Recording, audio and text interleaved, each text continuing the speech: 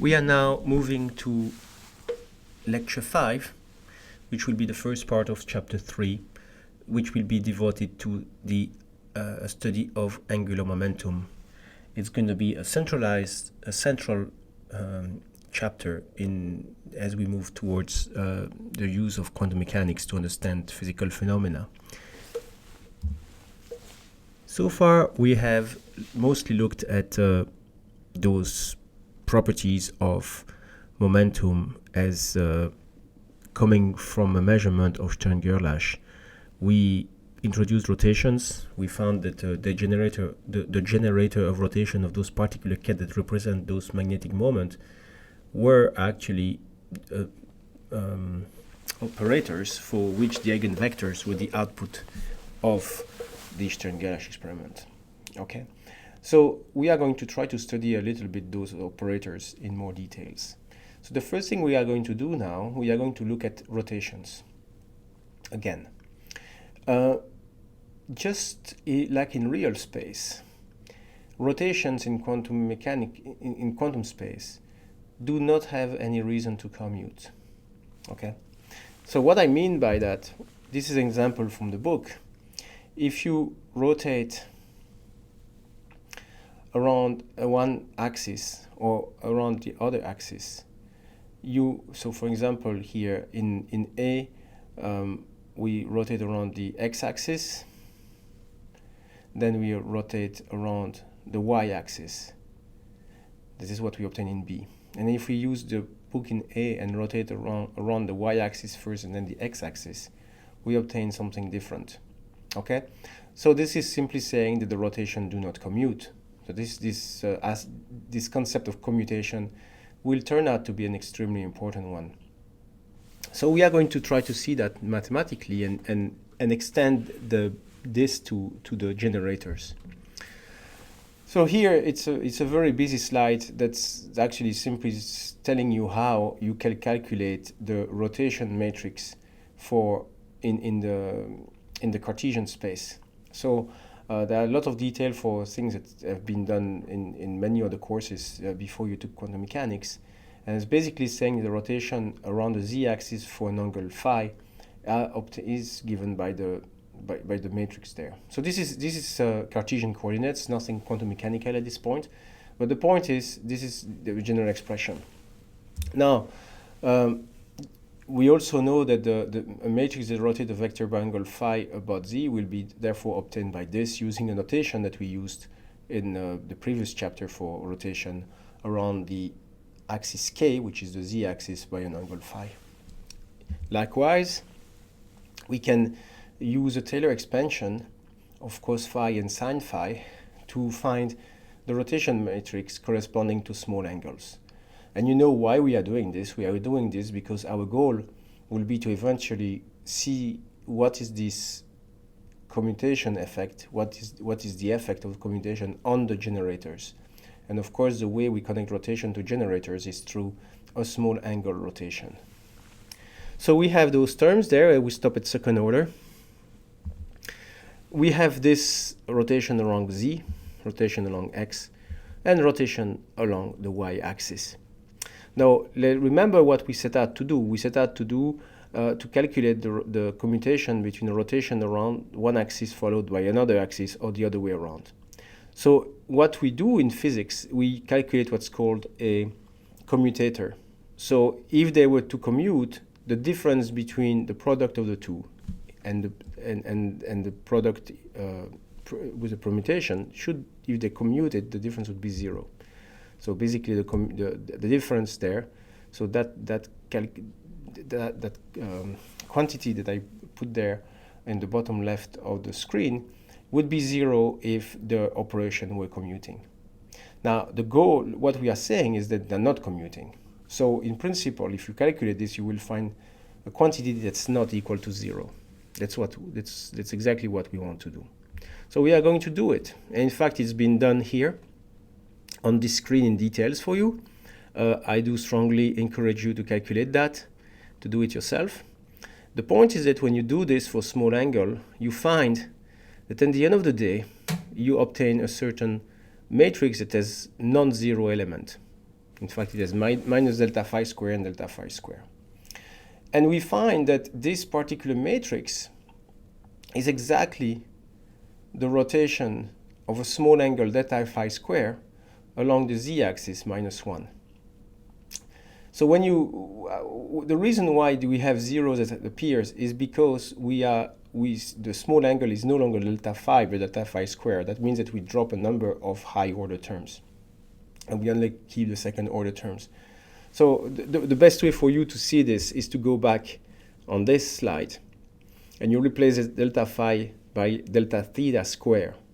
And you will see that on the diagonal, you only are going to have 1, 1, 1 because the other term will be in the fourth order. On the off diagonal, you're going to be minus delta theta square and delta theta square. And then if you do then the substitution delta to theta, you end up with that matrix that I have there. Okay, so what we see is that we have a relationship between the rotation around x followed by rotation along y and a rotation around y followed by rotation along x, and the difference is given by actually a rotation around z minus the identity operator. So there is nothing quantum mechanical in here. This is purely Cartesian space, and we are going to use this result in quantum mechanics. Now, let's go back to quantum mechanics. And we saw that the representation of the matrices, of the way we do rotations in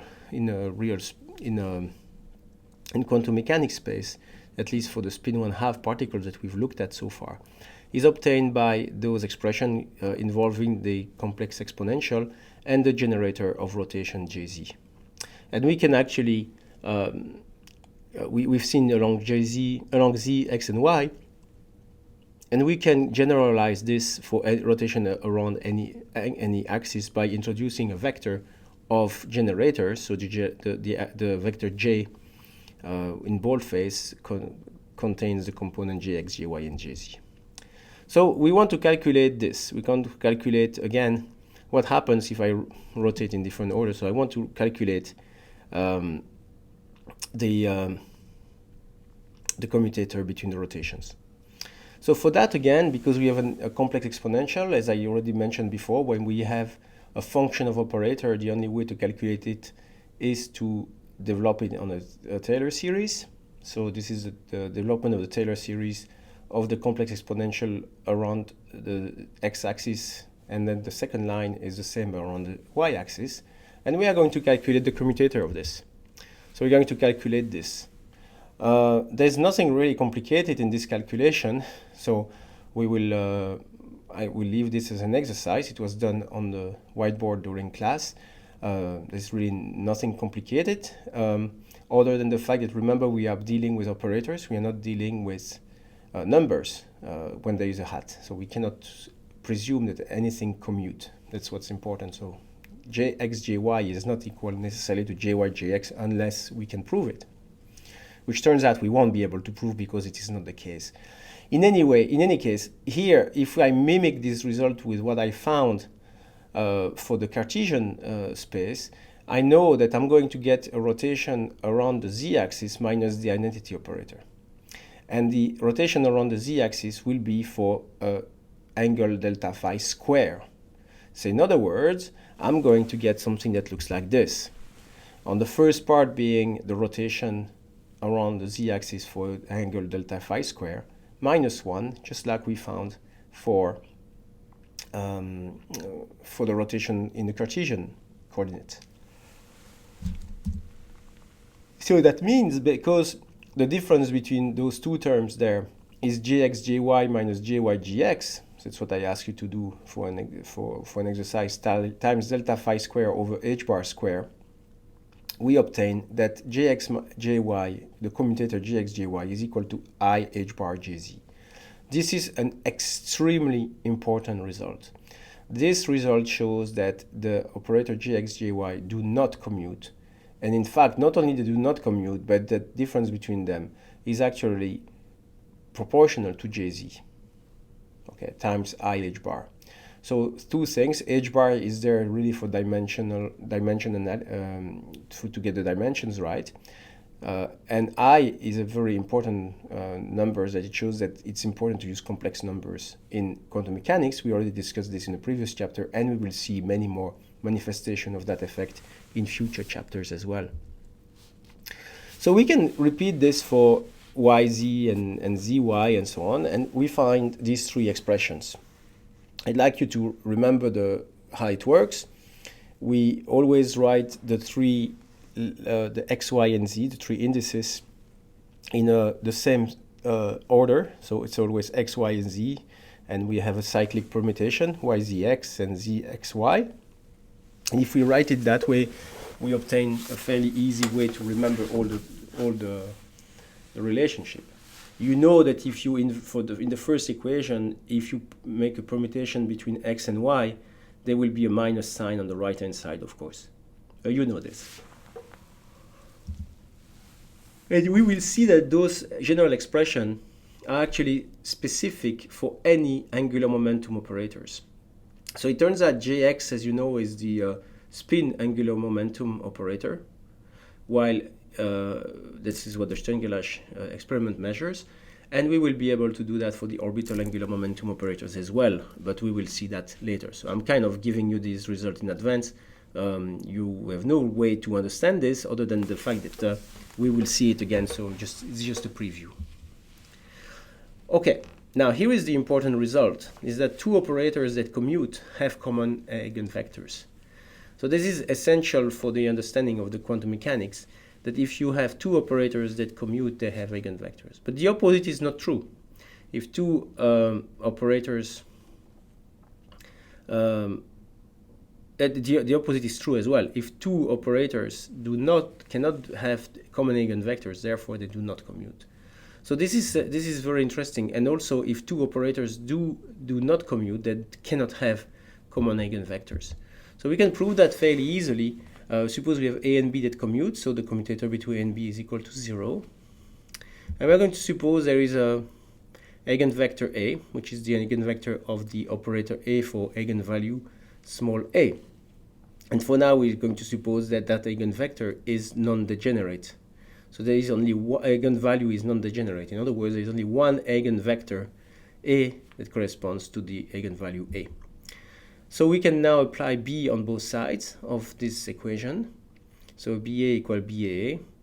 Of course, we can invert B and A, since B and A commute. That's what we have on the left-hand side. And on the right-hand side, we can take the scalar A outside of the operator, because it doesn't matter. The operator operates only on a ket, not on a number, so we can leave it there. And so what this is showing is that we clearly see that the ket BA is an eigenvector of A for eigenvalue A. So since we said there was only one eigenvector that was eigenvector of operator A for eigenvalue A, we know that it has to be A. So in other words, BA should be proportional to A. That's what we write here. And the factor, the proportionality, the parameter of proportionality is small b, which is the eigenvalue of B. So in other words, eigenvector A is common to both A and B by the virtue that A and B commute. Very important result. We can actually expand that result for degenerate eigenvalue, and then we have to work in a subspace of the eigenvector for a given eigenvalue. I'm not going to prove it here, but this is something that will help us a great deal for everything we are going to do, starting from the hydrogen atom to, in fact, every single example will show harmonic oscillator and so on. Okay, so that would be, for example, true if we have the energy and the momentum of a free electron, because if we have a free electron, the energy is actually a function of the momentum, right? It's p squared over 2m. So of course, the eigenstate will be both eigenstate of the two operator. So that's an example we have. Okay, now we are going to work on the eigenvalues and eigenstate of the angular momentum. We have quite a bit that we know now, and we are going to move to calculate the eigenvalue and eigenstate of those operators. So before we move on, we are going to introduce a new operator, which is j square, which is the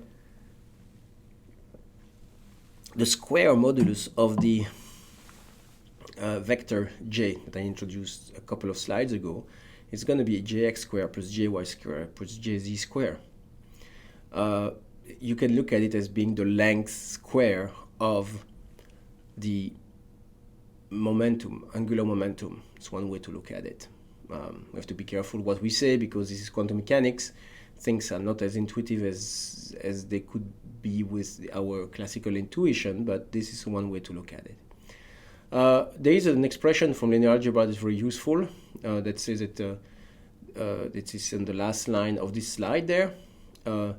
This is a fairly commonly used expression for the commutator between an operator and the product of two operators. Very useful. So if you use it, and I repeated that expression on the top left, we can calculate now the commutator between an operator jz and the jx square plus jy square plus jz square. We have a linear operation there, so we can write the second equality. Then we can use that expression that I showed you on the top left. And then with all those commutator, I know their value because I gave them to you. We calculated them. So we I h bar jy for the first commutator, I h bar jx for the jy for the second commutator. Then we have minus I h bar jx and so on and so forth. At the end of the day, when we do that, we find a very interesting result, is that the component jz does commute with the square, with the sum of the square of jx, jy, and jz. This is an interesting result because now we found operators. We found two operators that commute. So that's very interesting because the fact they commute means they have the same. We can find the same eigenvectors. So if we can find the same eigenvectors, that means that we can label the eigenvectors with the eigenvalues that we would find with those operators. So we would find lambda m, like here, like we find the lambda m, the ket lambda m, is an eigenvector of both j square and jz at the same time, of course with different eigenvalues. And we are going to spend some time now trying to derive what are the value of lambda and m. And this is going to be an extremely important thing that we should do, and this is what we are going to set out to do now. So as a last topic for this screencast, I'm going to simply prove why lambda should be positive. So lambda being the eigenvalue of j square. It seems to be obvious that lambda should be positive since we have a jx square plus jy square plus gz square, but not necessarily. I mean, lambda could be something else. We don't know, so we are going to prove it. It's a very interesting proof, very useful to manipulate bras and kets. So let's prove that. So first of all, we are going to calculate this matrix element j square for an eigenvector lambda m. And we know when we do that, we get lambda h bar squared times lambda m. We can certainly expect that lambda m is being normalized. So this is certainly a good assumption. It's actually an expectation, really. So we have already that, okay? Now, if we look at each term that will show up on the left, we'll have jx squared, jy squared, and jz squared. In particular, we have jx squared, so let's start with that one. We can suppose that we can write that term as a bracket side by side. Let me show you why we can write that. Well, jx can be applied to lambda m to get a certain ket psi, and we can certainly also write that side, which is obtained by applying jx on the left-hand side of the bra lambda m. Why can I do that? Well, I can do that because jx is Hermitian. Now, if I put everything together, I find that the lambda m matrix element of jx square is going to be equal to this bracket psi psi, and I can also always choose psi to be proportional to another ket which is normalized, okay? And when I do that, I found, of course, that psi has to be a positive number. And if it's a positive number, then that means that jx squared, jy squared, jz squared, they're all positive, and the proof follows.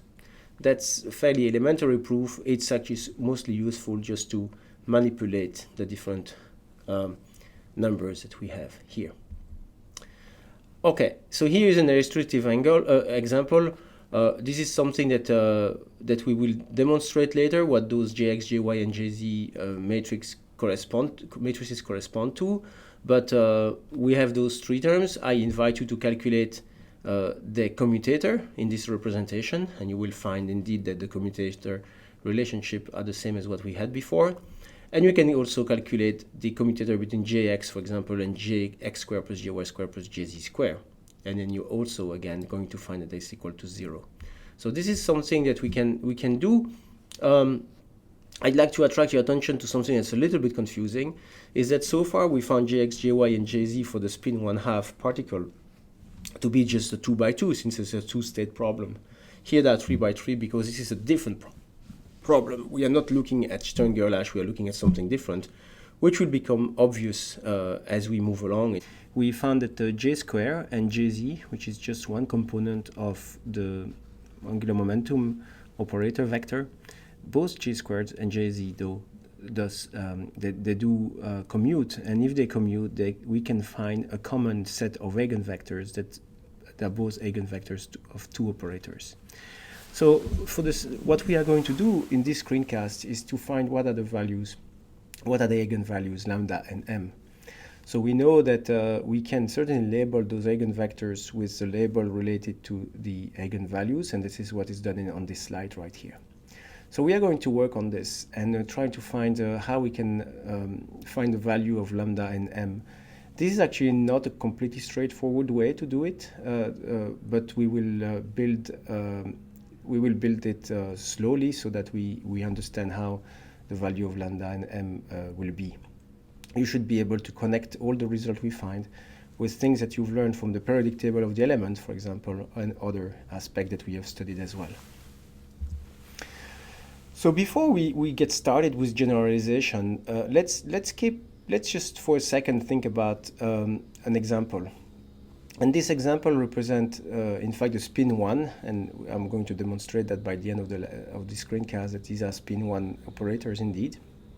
And they live in a subspace which is 3×3, and the jx, jy, and jz are given by those three matrices. So do not worry so much about how we find them now, but worry more about the fact that they do obey all the commutator relationship that we expect to get. Like, for example, the commutator between jx and jy is indeed I h bar jz.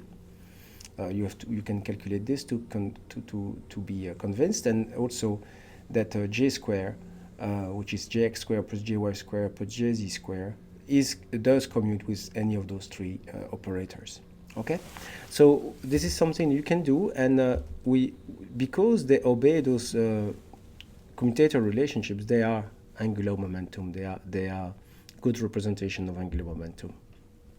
So the j square is actually proportional to the identity matrix, which obviously shows that that particular operator does certainly commute with all the other operators, since it's proportional to the identity matrix. We can also find the eigenvectors that are both eigenvectors jz and j square, and obviously those three eigenvectors are 1, 0, 0, 0, 1, 0, and 0, 0, 1, since clearly whatever representation I use to show those four matrices here, jz and j square are already diagonal. So that means that the typical unit vectors are already eigenvectors of those. In fact, if we do it, we find that we have three eigenvalues, h bar 0 and minus h bar for the jz operator, and all those three eigenvectors correspond to a single eigenvalue 2h bar square for all three eigenvectors. So you have three eigenvectors which are degenerate with the eigenvalue 2h bar square for j square, and have the value minus h bar 0 and h bar for jz. So of course the other components are not diagonal in this basis because jx and jy do not commute with jz.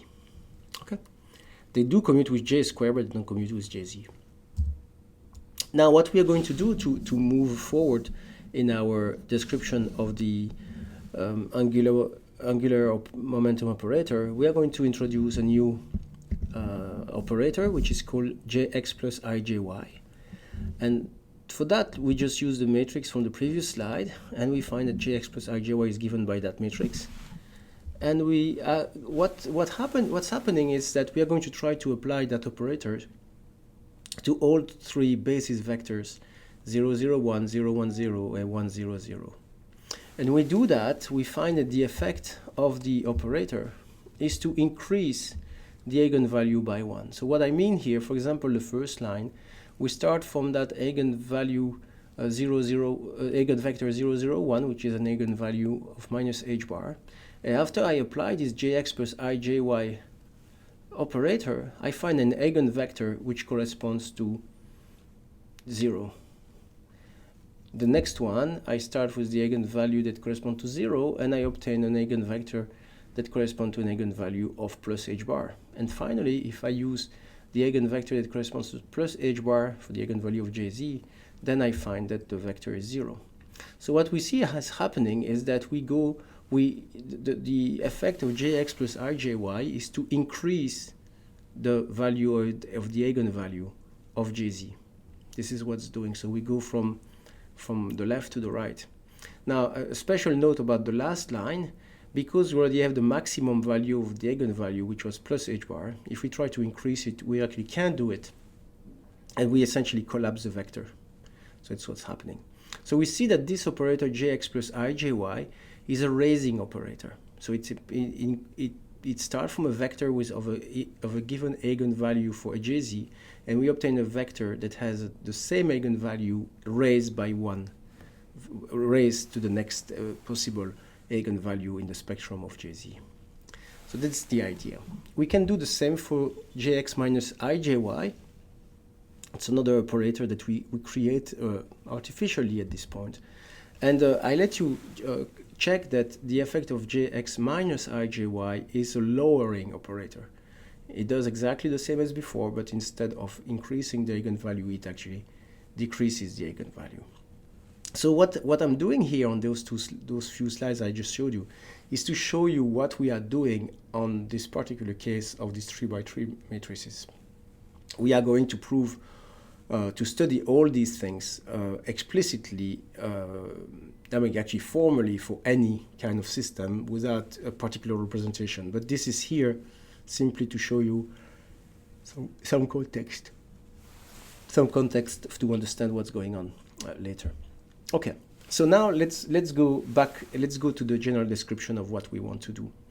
We are going to call j plus and minus. So now that we know that it should be raising, so j plus, and lowering j minus, as being jx plus minus ijy. And we are going to study the few properties of those two operators and see how we can use that to finally find the spectrum of j squared and jz.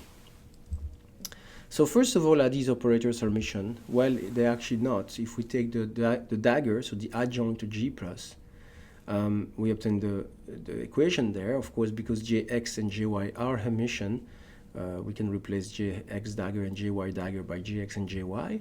And we find that j plus dagger is j minus. This is going to come very handy because when we are going to find later in this screencast that the j dagger, if j dagger is applied to a ket, we can actually apply it to the left if there is a bra, and so we know that the same effect is to apply j minus. So it's going to become very clear that that will allow us the idea that one operator is the adjoint of the other, give us that flexibility to either apply to the right or to the left in a much straightforward way. Okay, so let's keep moving now. So what we are going to do, we are going to compute a number of commutator relationships between the j plus minus, so the raising and lowering operator, with jz, and this is going to come very handy. This case, the first part of there, right on the right of the first equal sign, is just a definition of j plus and j minus, and then I can, we can use the commutator and as a linear operator. So that means that to get the relationship on the right of the second equal sign, I actually have jz, the commutator between jz, jx, plus or minus I times the commutator of jz and jy. And of course, we know all those commutators between the different components of the angular momentum operator. And when we do that, we find that the commutator between jz and j plus minus is plus or minus h bar j plus minus. Okay, so this is a result that's going to be used now. So now let's suppose that let's first confirm that when I apply j plus to an eigenstate of jz, I still obtain an eigenstate of jz, but which is increased by 1 unit for the eigenvalues of jz. That's what we want to establish. We've established that for the specific example of the 3x3 matrices, but now we are going to establish it for everything that can be described as an angular momentum operator. So in other words, operators that obey the commutator relationship that we have seen at the end of last screencast. So now that we have the commutator that I just calculated on the top of this slide, I'm just going to replace jz j plus by j plus jz plus h bar j plus. Okay, I'm going to leave the second part alone, but I know how jz, what's the effect of applying jz to lambda m, since lambda m, the ket lambda m, is an eigenvector of jz for eigenvalue mh bar. So I can do that. And I still don't touch the j plus, since I don't know what j plus does on lambda m. But when I put all the terms together, and this is the last equality, I find on the left-hand side that jz can be applied to the vector j plus lambda m, and it's equal to a number, in this case m plus 1 times h bar, times j plus lambda m. So in other words, j plus lambda m is an eigenvector of jz. So that's the first thing. The first thing is that j plus, when j plus is applied to lambda m, we do obtain a vector, an eigenvector of jz. Okay? Unless j plus lambda m is equal to 0, in which case the equality is trivial. So we have that, and on top of that, what's really interesting is that now j plus lambda m is not just an eigenvector of jz, it is an eigenvector of jz for eigenvalue m plus 1 h bar. So that now shows indeed what we wanted to say we showed from the specific example, that j plus lambda m is an eigenvector of jz with eigenvalue m plus 1 h bar. So that confirms even further that jz is the raising operator. So that's a general proof of this. It's pretty elementary, in fact, if we know the commutators. We can repeat that for j minus, and I'm not going to go into details. It's the same mechanics. Everything is here on the screen. The point is that at the end we find that j minus lambda m is an eigenstate of jz with eigenvalue lowered by 1. Again, this comes from the to calculate this, you should calculate the commutator jz j minus in order to show this. Okay, so we're in good shape. We know what j minus does. We know what j plus does on an eigenstate of jz. Let's try to go a little bit further now. Oh, by the way, one thing before we move further, let's confirm that j plus minus lambda m, we just showed that the j plus minus lambda m is an eigenvector of jz, but this slide here is going to be used to show that it's also an eigenvector of j squared, just as a verification.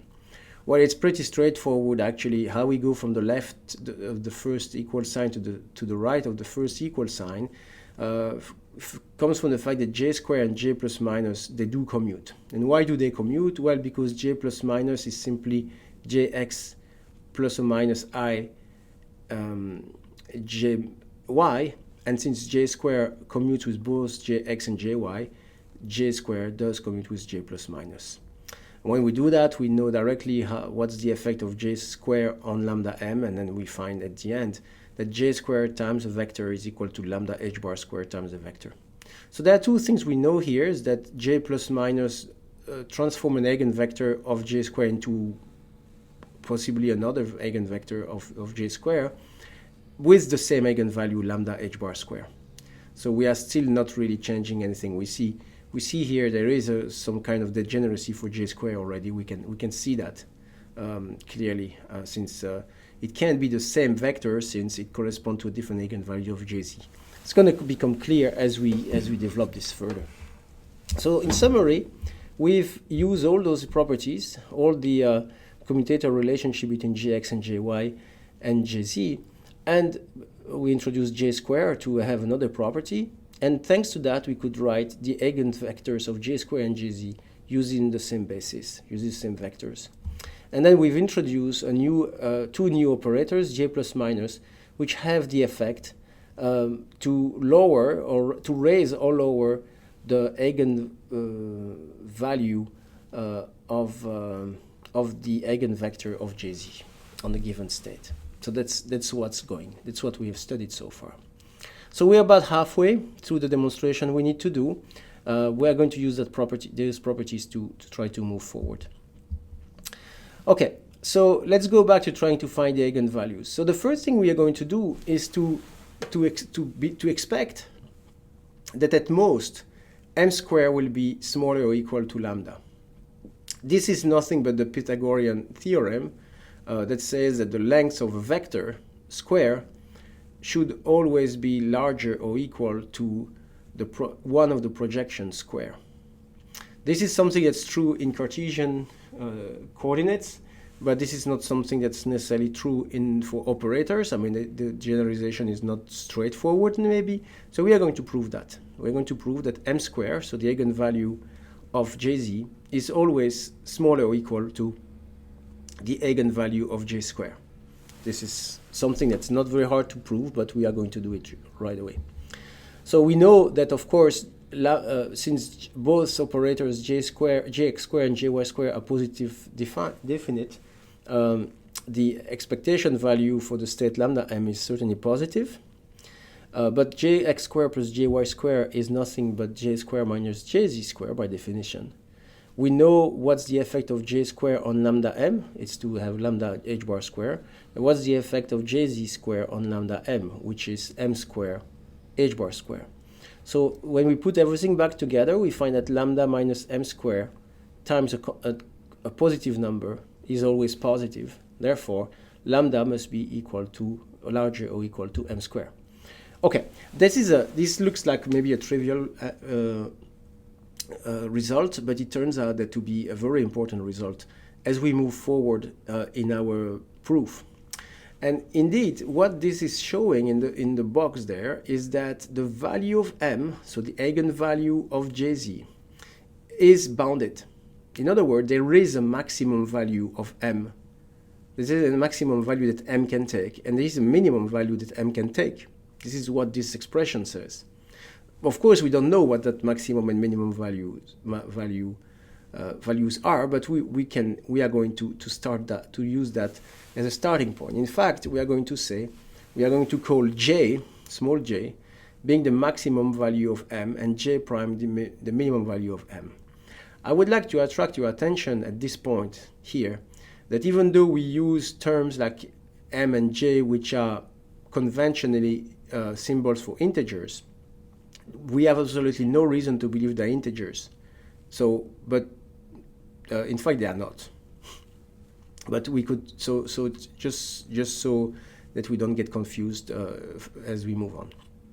The point so far is that we just demonstrated, after some effort, that the eigenvalue m take a maximum value that we call j and can take a minimum value that we call j prime. So it is bounded. Okay, so let's see how we can continue working based on the fact that m takes a maximum value, which we will denote j, and a minimum value that we will denote j prime. So what is the effect of g plus on jth state? So in other words, j is the largest value of the largest eigenvalue of jz. So we know what it is. The effect of j plus in that case is 0, right? Because we can't increase further the eigenvalue of the maximum eigenvalue, so it's 0. So let's try to see what's the effect of J minus on that 0 vector. Of course, the effect of J minus on J plus for that particular eigenvector will be 0. So let's calculate J minus J plus. So don't be tempted to suppose that this is equal to Jx squared plus Jy squared. It's not, because Jx and Jy do not commute. In fact, the real answer is this. So that's nice, because J minus times J plus is only expressed as J square and Jz square and Jz. And we know the effect of all those operators on the lambda j, of course, because lambda j is an eigenvector of all those operators. So we end up that J minus J plus, which the final 0 there comes from the fact that J plus lambda j is equal to 0. And then if we apply this, we go from operators to an algebraic relationship, which has to be equal to 0, which means that lambda must be equal to j times j plus 1.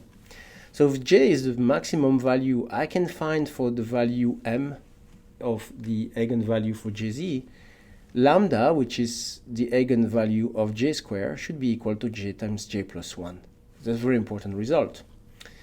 It's we are almost there, but the other thing that we apply exactly the same machinery, but using j minus on j prime. So the small j prime, it is the minimum value that m can take. And let me remind you that the reason why we know there is a maximum and minimum value for m is because m squared is smaller or equal to lambda.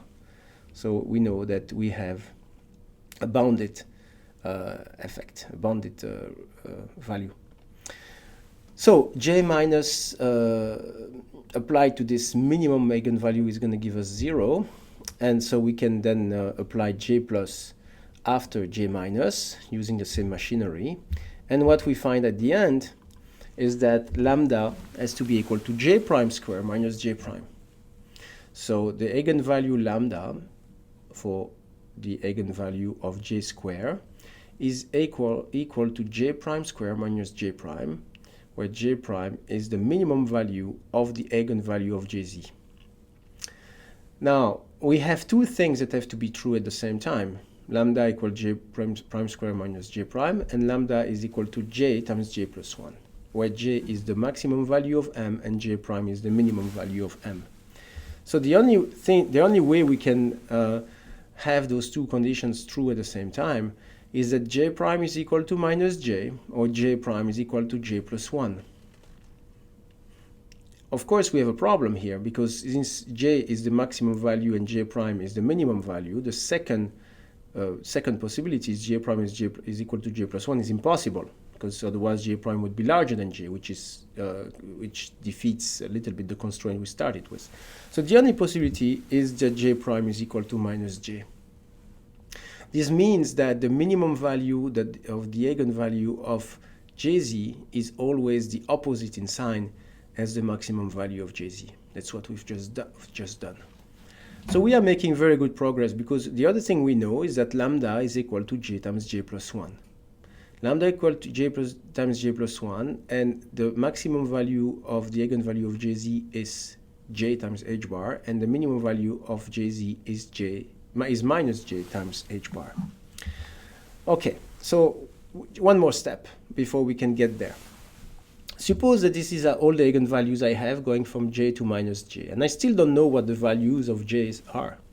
However, if I start from the maximum value and I want to go all the way to the minimum value, I would need to apply the lowering operator 2j times, right? 2j times, of course, that means that 2j is an integer. In other words, 2j has to be an integer. Okay, so j can only take the value 0, 1/2, 1, 3/3, 2, and so on and so forth. So this is really very deep. That means that if we have operators, a family of operators, jx, jy, jz, and all the other operators that we build from them, and if those three operators have those commutator relationship that we have established, like jx, jy is equal to I h bar jz, then if we have that, the only possible eigenvalues that we have for jz are semi-integer value times h bar. This is profound. And of course, also the eigenvalues of j square, should be equal to j times j plus 1 times h bar square. So this is what we just established. So this is very profound. So these are the possible eigenvalues. And we, of course, have all the values going from plus j to minus j. And clearly, that means that we have two j plus 1 states. So if you want to convince yourself, if j is equal to 1/2 and the minus j is minus 1/2, therefore we have two possibilities. If j equal 1, minus j is equal minus 1, we use the lowering operator to go from 1 to 0 to minus 1. That's 3 values. So each time you try to do that, you find that the values that m can take, so the eigenvalues of jz, they are a total of 2j plus 1 state, where j is 0, 1/2, 1, 3/2, 2, and so on and so forth. And so each time we work here, we work with a given value of j. The given value of j will give me the type of system I have. So we end up with something that's pretty profound. We found the eigenvalue of j square, which is j times j plus 1 times h bar square, and the eigenvalue of jz, which is m times h bar, where m takes any value between j and minus j. Okay? So if we have a spin 1, for instance, so that means j equal 1, m can take value minus 1, 0, and 1. So we have a 3 by 3 matrix representation for that case, which was actually the example I used to start with this demonstration. When we look at the Stern-Kalash experiment, j was equal to 1/2, which means that m could only take the value between plus 1/2 and minus 1/2 by step of 1. Of course, that means that there's only 2 of them. It's minus 1/2 and plus 1/2. So all the operators can be expressed in the basis of the eigenvector of jz on a 2 by 2 matrices. Okay? So this is in summary what we have, just what I just explained to you. This is the spectrum of j square and jz. This is extremely important in quantum mechanics because these are the angular momentum operators, both orbital and spin, and actually even the sum of the two. So the sum in a quantum mechanical way, we'll describe that in a later chapter. So this is important. So these are the example of the spectrum for half spin and integer spin. So when we have an integer spin, we have an odd number of states. When we have a half integer value of the spin, we have an even number of states, just like is shown there.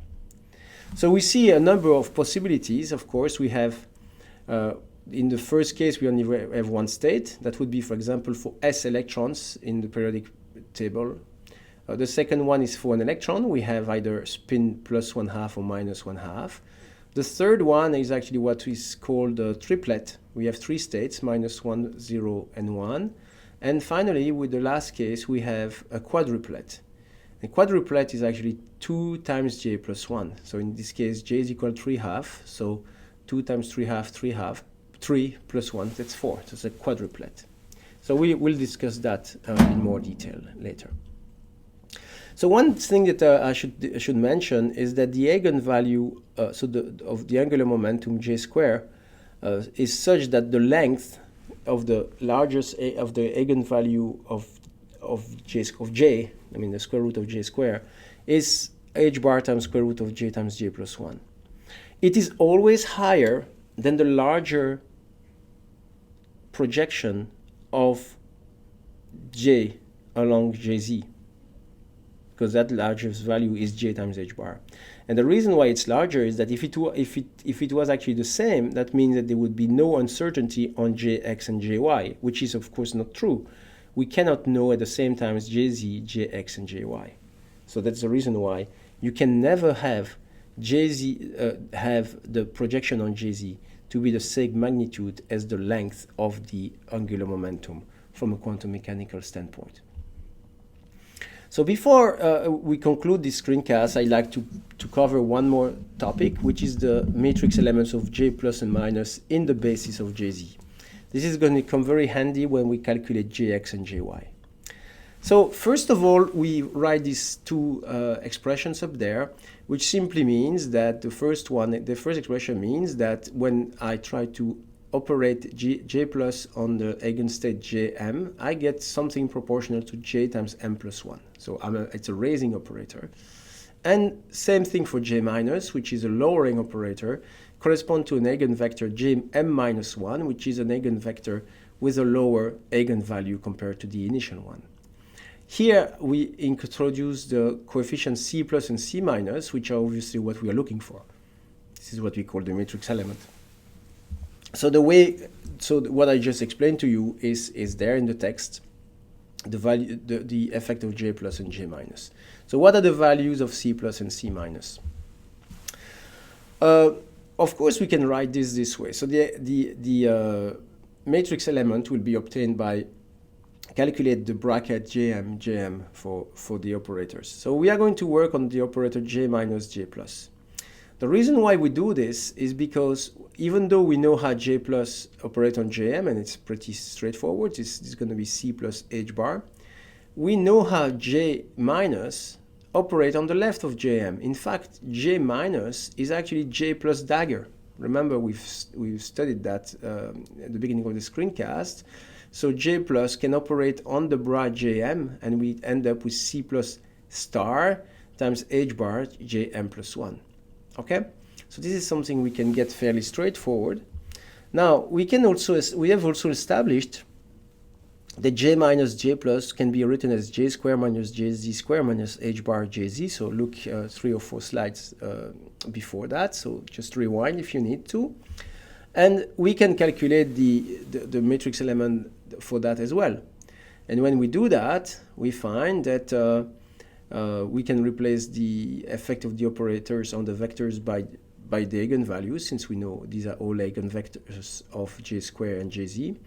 And we can use those two equality together like this, and we find that if we decide to put the phase equal to 0, which we don't have to be 2, but it's what we do here, that C plus is going to be given by the square root of J times J plus 1 minus M times M plus 1. Okay?